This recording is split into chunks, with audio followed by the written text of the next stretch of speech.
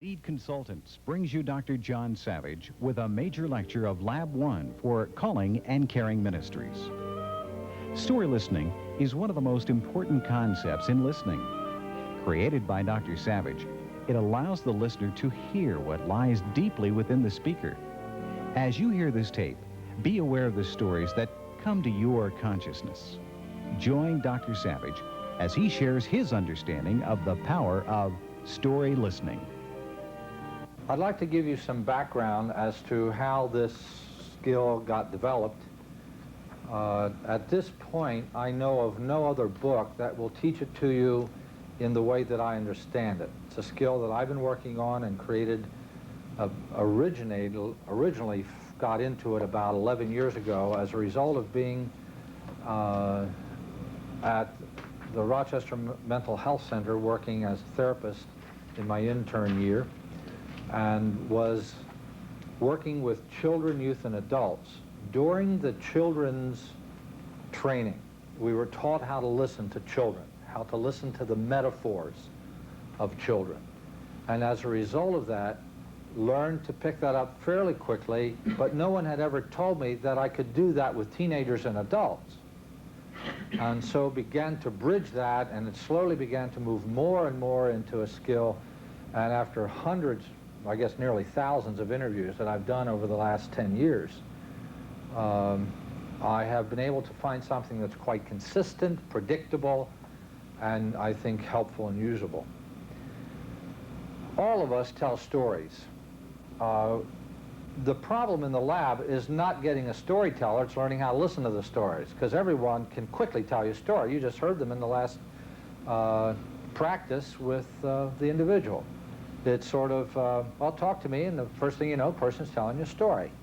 A story is a little vignette, a little episode out of your life. It can be fairly extensive. It can be rather long, 15, 20, 30-minute long continuous story. But most of the times, our stories are little tiny vignettes. They are rarely more than 4 or 5 minutes long at any one shot.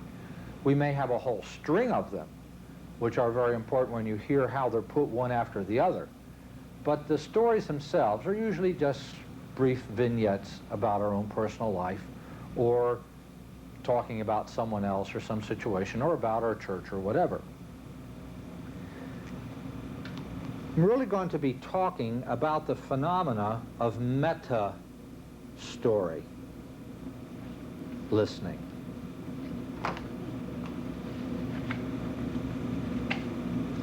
Meta means alongside of or inside of. So what we're going to be doing is trying to listen to stories and what is inside of them.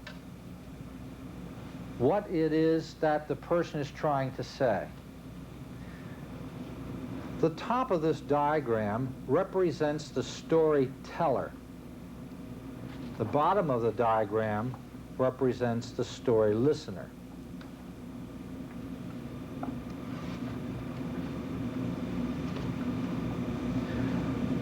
When you go to visit, let's say, an inactive member, there's a pretty good chance that one of the things that's going to happen is that there is going to be low trust in that relationship. And when there is low trust in a relationship, the stories are more abstract in nature. Why would that be? What is the function of abstraction in a story? Protects me from being vulnerable. That's right, protects me from being vulnerable.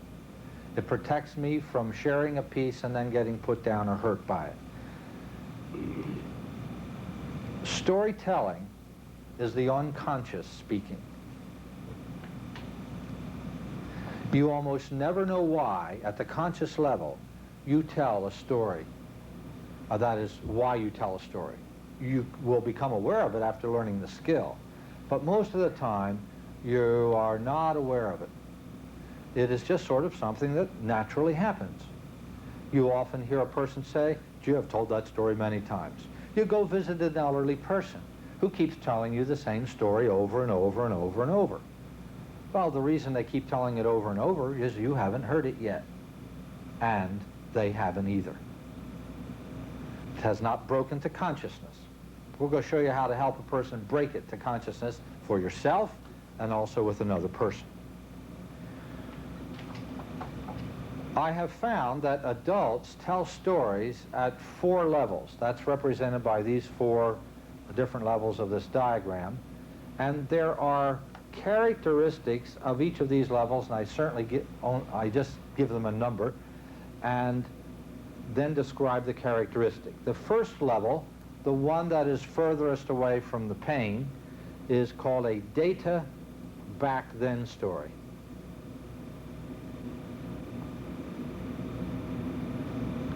A data back then story is a story that is told in the past. It is a story that you start out by referring to some other time in past history. You go way back. The language of data back then story sounds something like this. When I was a kid, when I was in this former parish, yeah, I remember long ago when we were living in such and such. Data back then story. It is always put into the past. I have also found 5 types of story. These types do not line up with any particular level, because you can tell any one of these 5 story types on any one of or combination of these levels. You could start one type and tell it here, then here, here, until you get to the bottom. The first story type is related strictly to the inactive church member. It is one that you will hear in the first 10 minutes of a call. And it's called a reinvestment story. It sounds something like this. Notice it is at the data back then level at this point. Yeah, I remember being active in the church. Oh, it was probably 4 or 5 years ago, I guess. And, well, I don't know what happened. I know that right now we go up to the camp that we bought a number of years ago. Family comes up, the grandkids come over. We have a marvelous time. Matter of fact, right now the family's better off and closer together than it's ever been in its life. We have a good time up there. Where does that story occur in the dropout track? Right after he's given his letter of resignation, he's paid his last dues. Yep. He's done, he's reinvesting. That's right, it's reinvesting. So it comes after the seal-off. In other words, you would have heard the story I just said after the seal-off would have occurred. What do we know then that story contains? What's in back of that story? The pain of the whole cluster and the dropout track. So it's a very important type of story to hear. Another kind of story, and the one you will hear with as much frequency as any, is called a rehearsal story. This phenomena I found because I kept hearing people go back into their history to start to tell a story. And I got saying, why do we do that? I do that too occasionally. Why do we do that? What's going on? What's it trying to communicate? And one of the things I found is that you go back into your past to rehearse a story that has the same thematic material in it as your current problem. So if I hear you tell me a data back then story, and I hear you repeat common thematic words, that's why I asked you during the training to listen to the key words in paraphrase, because now the lag time not only just picks up the paraphrase key words, it begins to remember key words that keep getting repeated, because it is that repetition of those key words, or as we'll talk about theme listening later, key themes that keep coming up over and over again in the same stories. The rehearsal story is a really interesting phenomenon. My wife Joyce has a calculator called a Casio ML88. It's a rather odd little calculator. calculator because it does something I've never seen any calculator do. You can put in your birth date, plug in today's date, and it'll tell you how many days old you are. It's really weird, okay? I did that a number of years ago. Joyce had along at a lab, and we were, she was leading in front of the lab, and I sat back and I was just fiddling around with it. So I thought, gee, I wonder how old I am today. So I plugged my birth date in and added today's date, and up came 19,884 days. Boy, that's a lot of days. That's a lot of sunsets and sunrises, okay?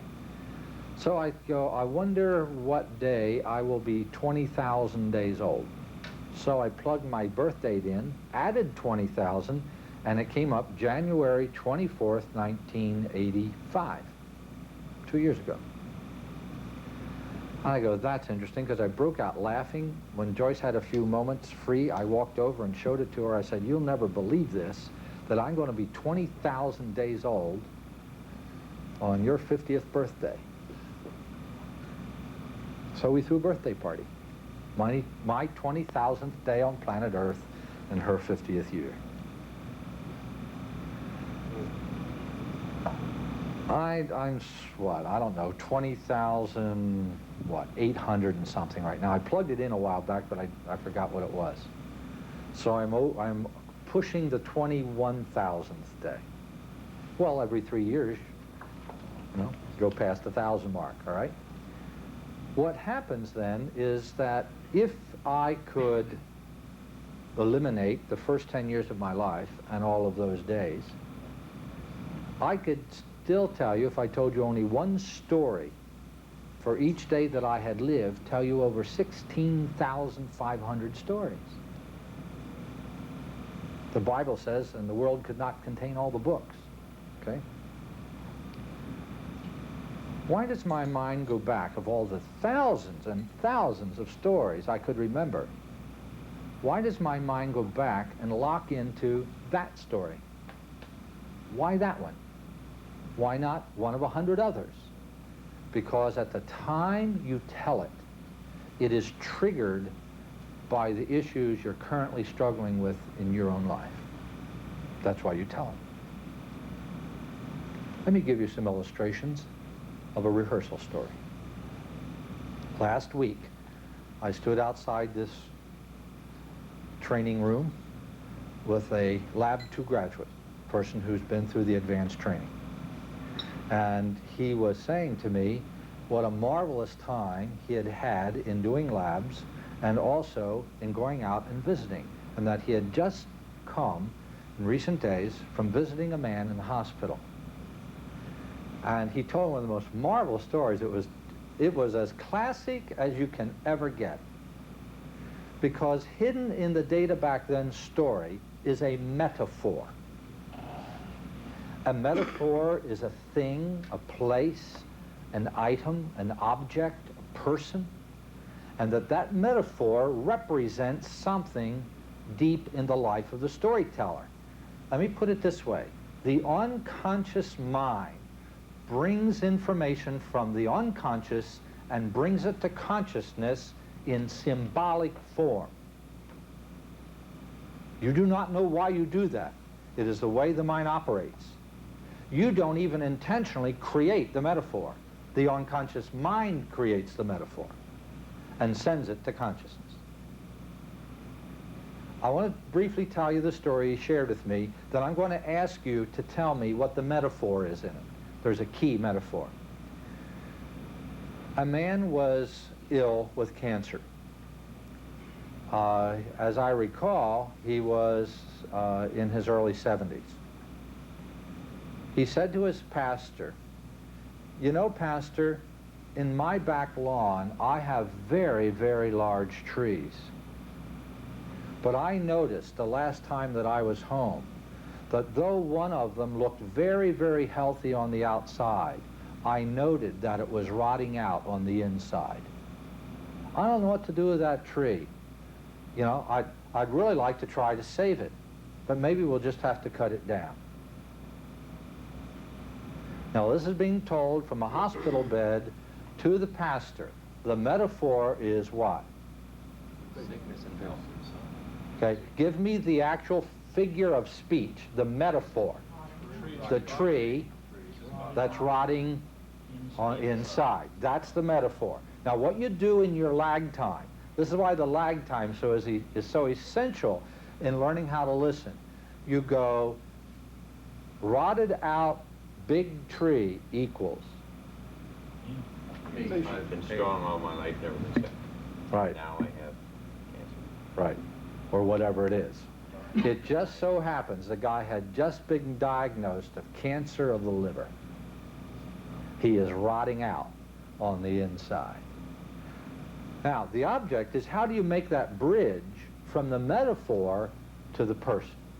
You can either do it directly by doing a perception check style feedback piece, except now we call it a story check. And in the place of putting the feeling word, you put the meaning and the metaphor in it. And it would sound something like this. I'm wondering, Bill, if as you're lying in this hospital bed, if somehow, knowing the cancer that you have, if you don't feel like a big old tree that's sort of rotting out inside, and you're wondering what to do with it. Is that what it's like? He said, the pastor who I talked with, the Lab 2 graduate, said, it's almost precisely what he said back to the guy. The guy started to cry immediately. You now bring the metaphor of the pain to consciousness. Please note that the storyteller did not know the meaning of his own metaphor. You're not aware of that usually. But our unconscious minds just send those up over and over again in our stories.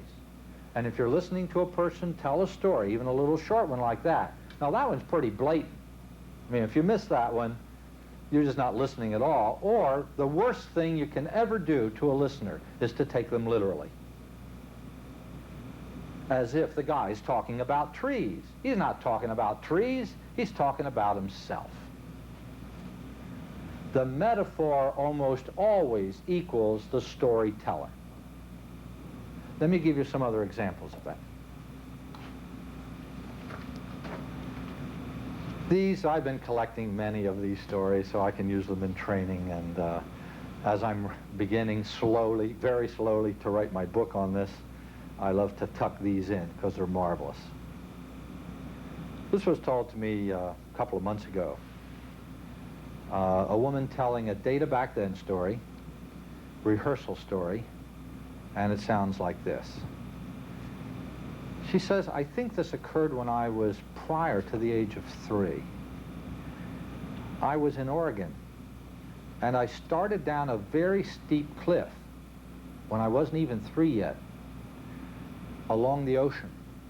And I got halfway down, and I got stuck.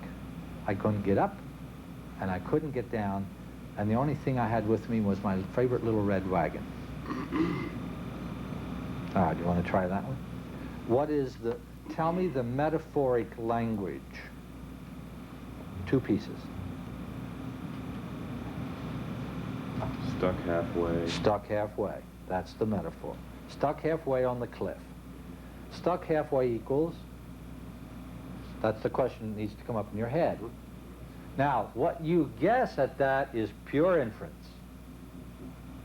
Because you may be dead wrong, and I've been dead wrong many times. I want you to know that being wrong makes no difference whatsoever. The person just sort of goes, no, dummy, that's not what I'm saying, and goes on and tells you another story which has another metaphor which is similar to the one you missed. So it's sort of like, if you don't get it once, I'll give it to you other times. So what might you say back to this woman? What are you going to say to her?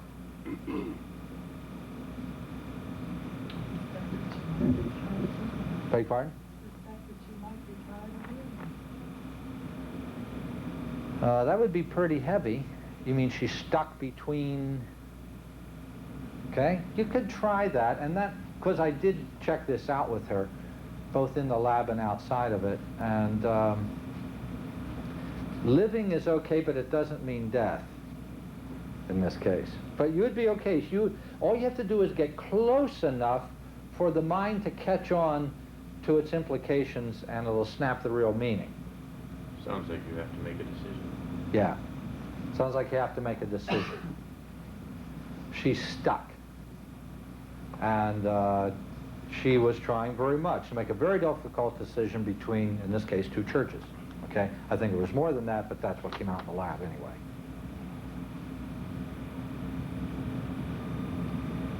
Try this one. When I was a little girl, notice how these stories start back here? Rehearsal, data back then.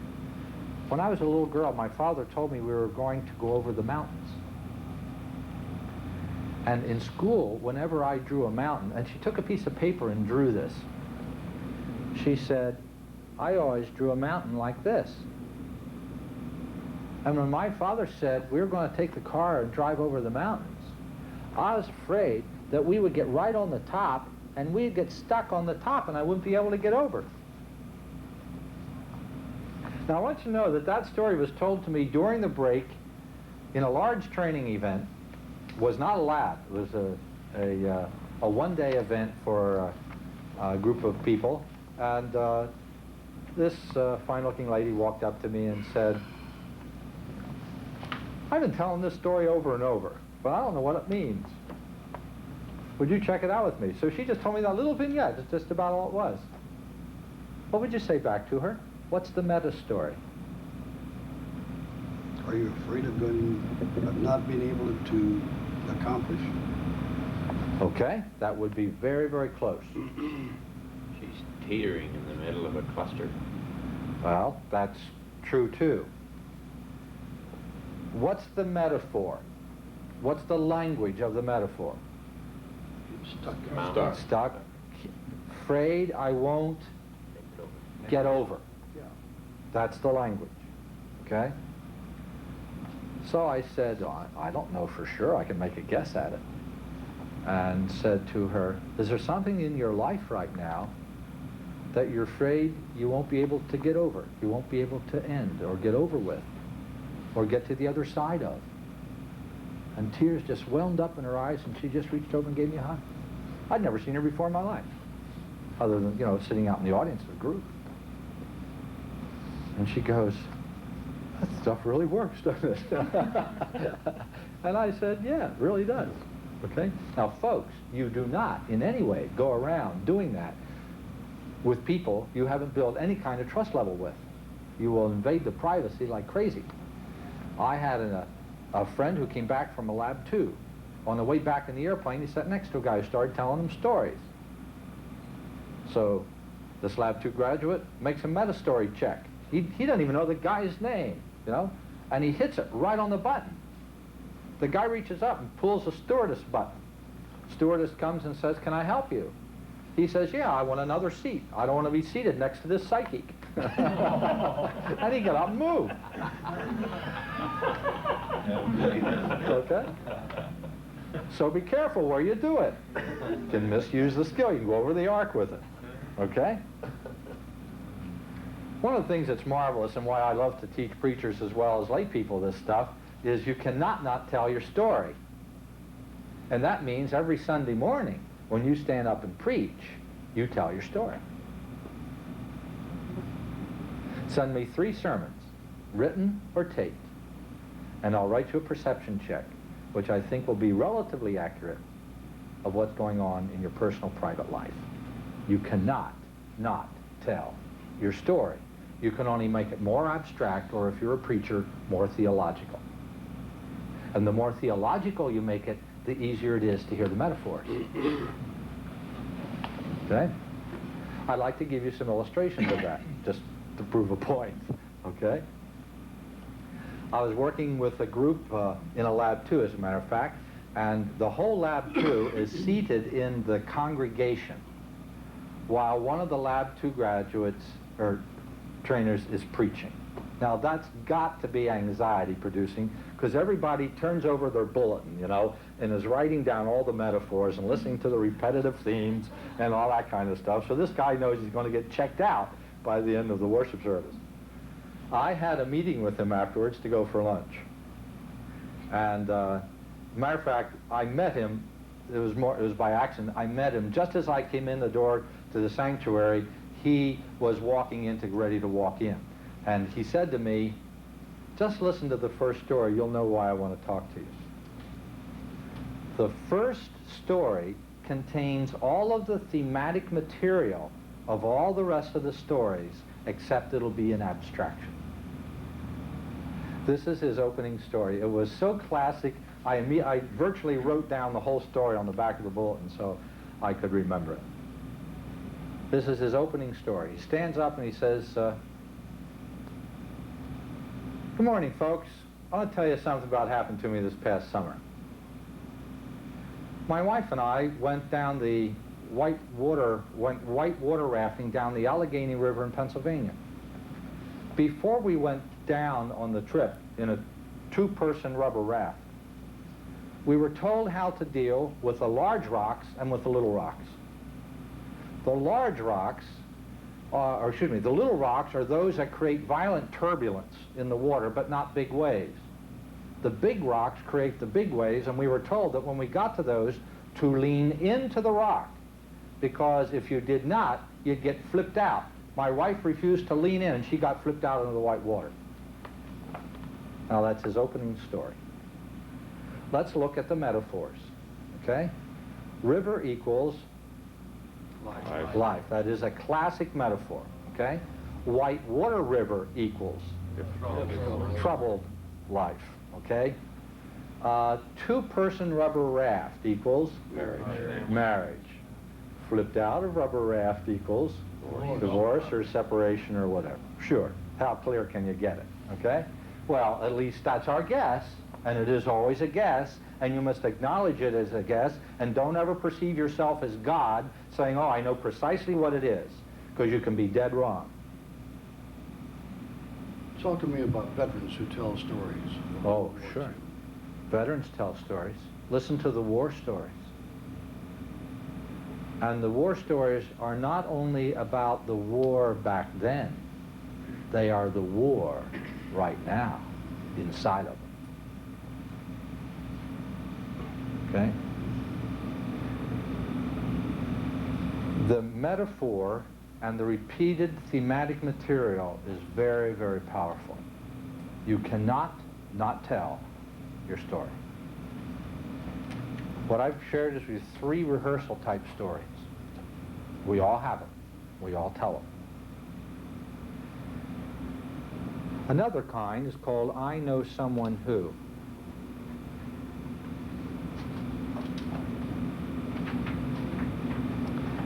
This is a story type in which the person tells you about themselves by telling about somebody else.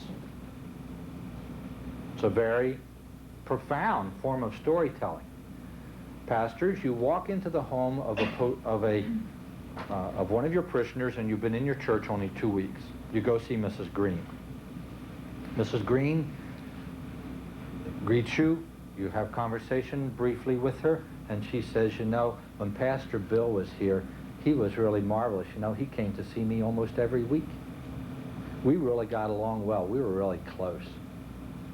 What did Mrs. Green just tell you? Yeah, you don't come often enough. Now, the fact that you've been there only 2 weeks gives you a message. You need to come.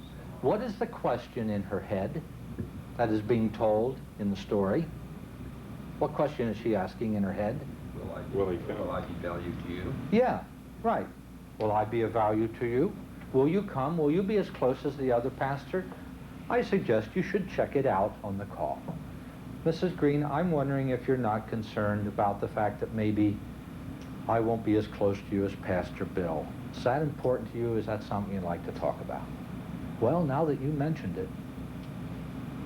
Sure, guess who mentioned it, okay? And I know someone whose story. If you are a church executive you will hear a pastor tell, and I know a church that story. I have this church that's falling apart story. Church equals? Life. Life of Him, of the individual telling. Right. My life falling apart. I was working with a group. A pastor said, "Can I talk with you?" This is at the very end. I'm waiting for to be taken to the airport. We had about an hour wait, and the guy said, "Hey, I'm going to the airport too. Can I chat with you?" And I said, "Sure." So he told me, and I know someone who church story.